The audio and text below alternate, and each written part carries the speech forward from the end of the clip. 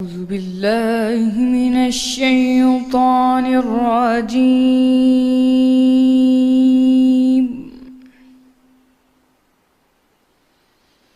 بسم الله الرحمن الرحيم.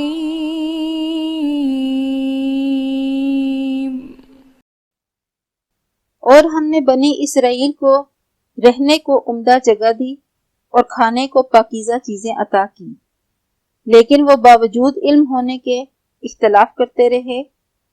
بے شک جن باتوں میں وہ اختلاف کرتے رہے ہیں تمہارا پروردگار قیامت کے دن ان میں ان کا فیصلہ کر دے گا۔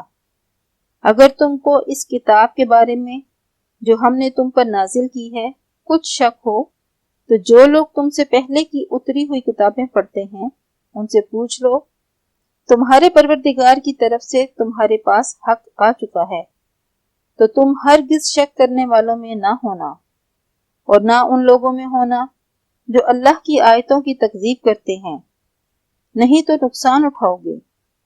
جن لوگوں کے بارے میں اللہ کا حکم یعنی عذاب قرار پا چکا ہے وہ ایمان نہیں لانے کے جب تک کہ عذاب علیم نہ دیکھ لیں، خواہ ان کے پاس ہر طرح کی نشانی آ جائے۔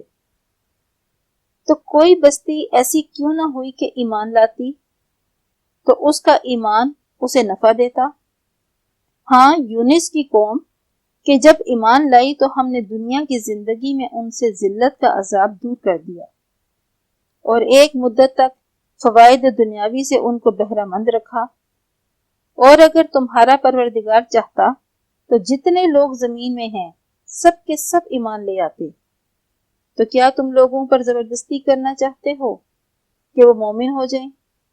حالانکہ کسی شخص کو قدرت نہیں ہے کہ اللہ کے حکم کے بغیر ایمان لائے، اور جو لوگ بے عقل ہیں ان پر وہ کفر و ذلت کی اجازت ڈالتا ہے۔ ان کفار سے کہہ دیجئے کہ دیکھو تو آسمانوں اور زمین میں کیا کیا کچھ ہے، مگر جو لوگ ایمان نہیں رکھتے ان کو نشانیاں اور ڈراوے کچھ کام نہیں آتے۔ سو جیسے برے دن ان سے پہلے لوگوں پر گزر چکے ہیں اسی طرح کے دنوں پر یہ منتظر ہیں۔ کہہ دیجئے کہ تم بھی انتظار کرو اور میں بھی تمہارے ساتھ انتظار کرتا ہوں، اور ہم اپنے پیغمبروں کو اور مومنوں کو نجات دیتے رہے ہیں، اسی طرح ہمارا ذمہ ہے کہ ایمان والوں کو نجات دیں۔ صدق اللہ